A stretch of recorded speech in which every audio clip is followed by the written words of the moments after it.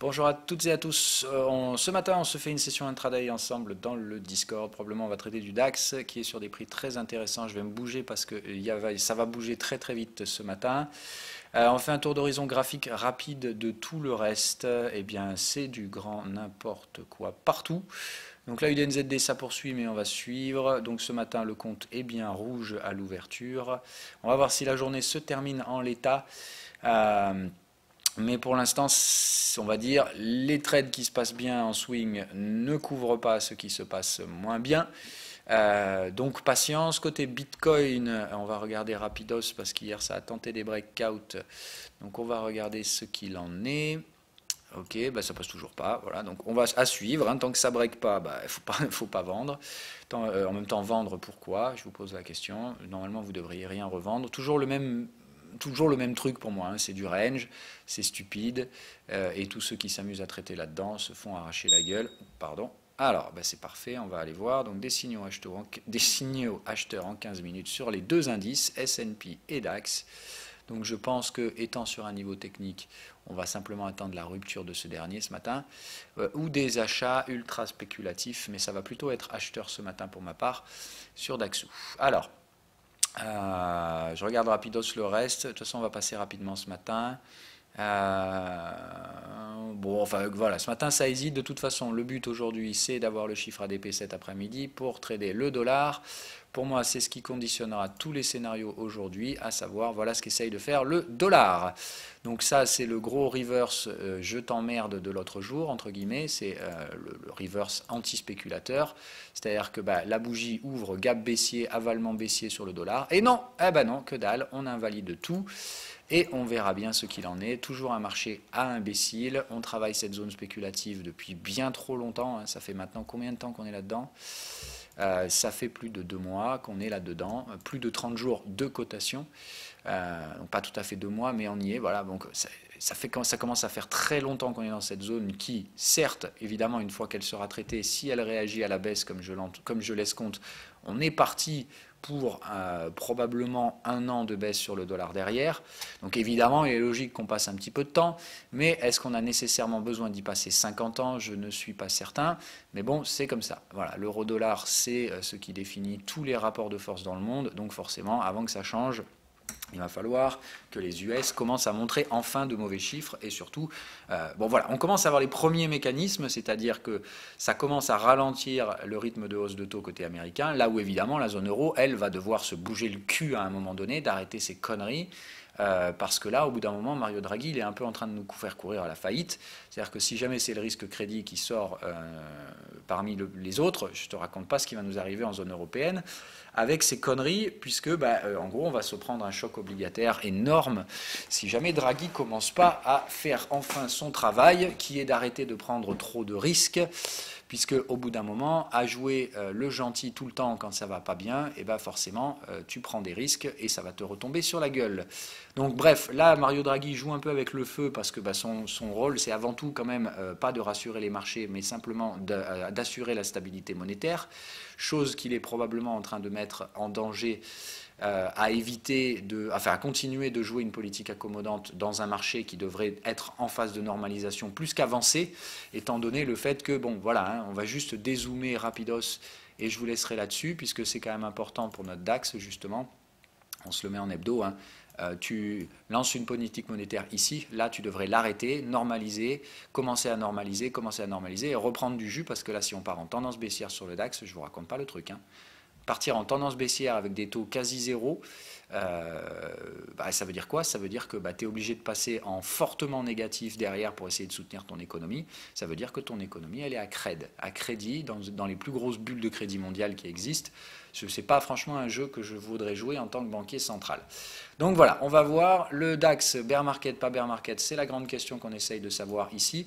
On est toujours au-dessus de ce niveau FIBO hebdo, et pour moi, jusqu'à preuve du contraire, c'est ça qui définit le contexte, ce qui veut dire que pour moi ici, on est plutôt sur une structure de range, Pardon, c'est-à-dire qu'ici, à mon sens, il faut remonter, chercher ces zones de prix là derrière, ces zones-là, hein, remonter, tester l'overlap, probablement, à mon avis, essayer derrière de remonter, chercher le canal de tendance et le casser. C'est-à-dire installer un range. C'est deux options, sinon, c'est pas un range, ça c'était une vague 1, ça c'est une vague 3 de tendance, dans ce cas-là, cassure de support à venir et on finira sous les 10 000. Voilà ce que j'en pense, en tout cas, direction les 38% de Fibo. Donc DAX, c'est soit il tient ça, soit il va là. Alors s'il va là, rien ne l'empêche, hein, mais alors par contre, là j'aime autant te dire qu'avec des taux à zéro en Europe et des marchés actions en bear market officiel, hein, parce que là pour le coup si on fait ça c'est du gros bear market, là Mario Draghi va se faire taper sur les doigts, hein, parce que pour le coup il n'aura pas du tout rempli son mandat, il aura même fait l'inverse, il aura catalysé l'effondrement de la zone euro. Hein. Donc il faut faire très attention à ça, c'est vraiment avec ça qu'on joue, c'est-à-dire que là maintenant, en Europe, il y a des tensions. Si en plus de ça, on rajoute un bear market avec des tensions à crédit partout, c'est la dislocation complète de la zone euro et l'effondrement de l'euro lui-même. Hein. Donc il faudrait faire attention au bout d'un moment, mon cher Draghi, à commencer à faire ton travail et arrêter tes bêtises, parce que sinon, là, pour le coup, l'effondrement de la zone euro, moi, je vais commencer à y adhérer, parce que là, on en prend franchement une direction assez dangereuse. Maintenant, je ne pense pas que ce soit le cas.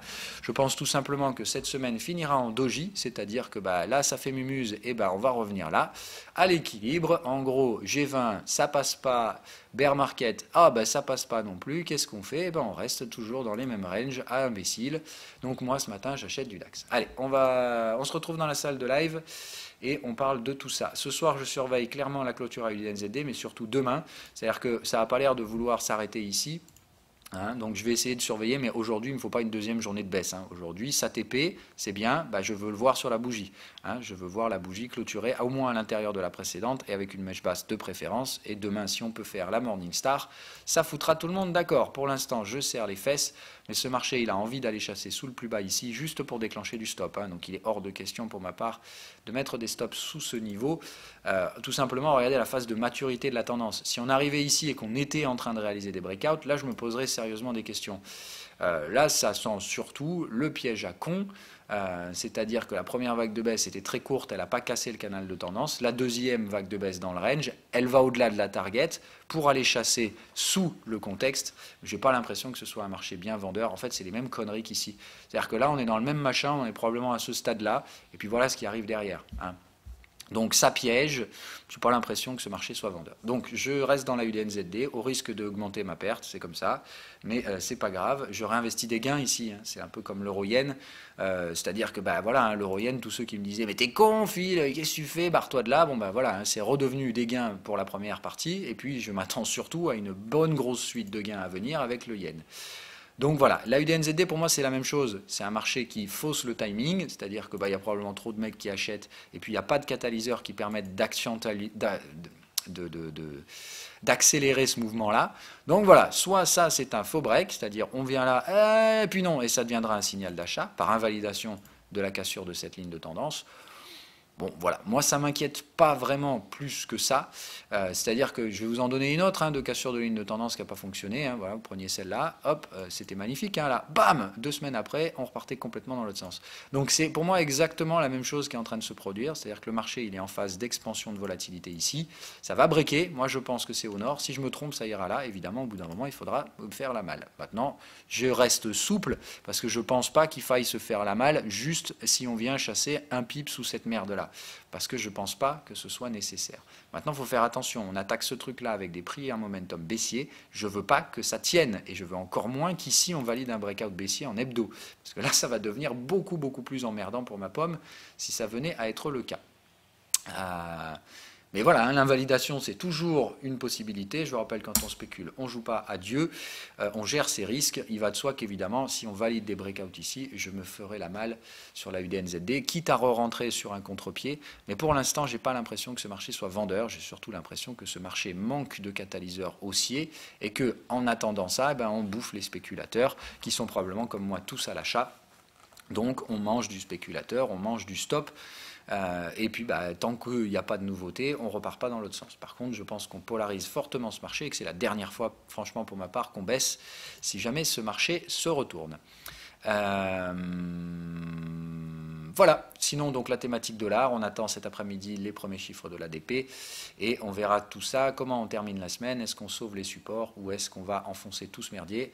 C'est la grosse question à 10 000 balles. Allez, je vous laisse, on se retrouve dans la salle de live, dans le Discord. Je vous fais un suivi live ce matin, on ne fait pas un direct, c'est juste je vous dis, voilà, il se passe ci, il se passe ça, voilà ce que je fais pas. Ok?